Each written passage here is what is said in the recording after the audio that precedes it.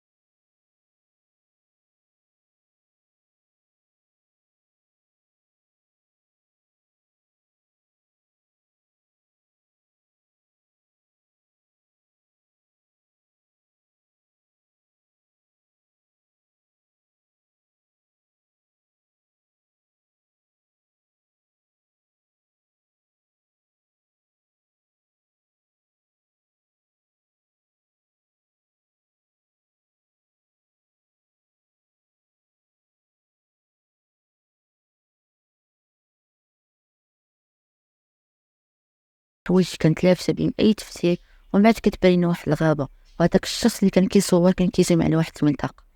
ومن بعد ما تسطات الفيديو غيخرجوا بزاف ديال النظريات، ومن بينهم انا الفيديو ديال واحد القاتل متسلسل كي بزاف كان كيستعمل حوايج تاع الضحايا ديالو، وكان كيلبسهم الروبو.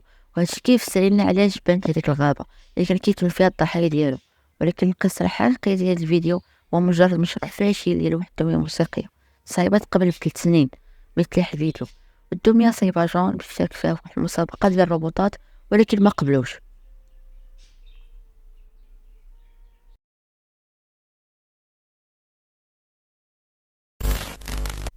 بلاك روم سوب. هاد الفيديو تحطات هادي 9 سنين، ضروري غتكون شفتيها ولا سمعتي بها.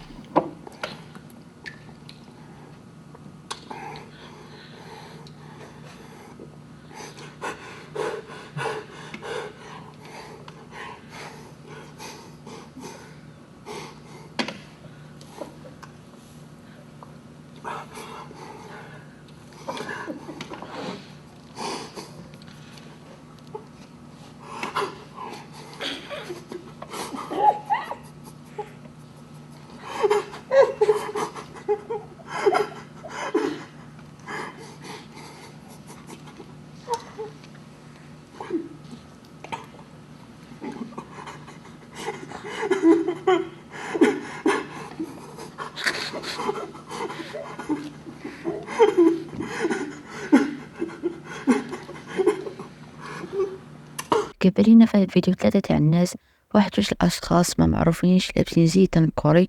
تقول واحد النظريه ان هذاك الاشخاص شتو داك الراجل وقتلو لعائلته وفزو عليه ياكل اللحم ديالهم وصوروه وحطوه في الطيب. لكن حنا ما عندنا حتى شي دليل هاد الشيء اللي نقدر نحلو في هاد الفيديو. هما دوك الازياء. هاد الازياء كيرجعو في الحقيقه لواحد العامل فني سميتو غاي تيفي. في هذا المشروع كيبان لنا هاد الازياء كانوا كيشطحوا كيديروا حركات، ومدير هذا المشروع سميتو رايمون بيرسي. ملي عرفنا ان هاد الازياء ديالو مشاو سولو وقالوا لي انهم تشفروا ليه، ومن بعد صوتت لي هاد الفيديو. ومازال لحد الان ما معروفش ليه معنى ديال الفيديو ولا الرساله اللي باغيين يوصلوا رايمون بيرسي. كنتمنى يعجبكم الفيديو، متنساوش تابوناو وفعلوا الجرس باش يوصلكم الجديد. تهلاو.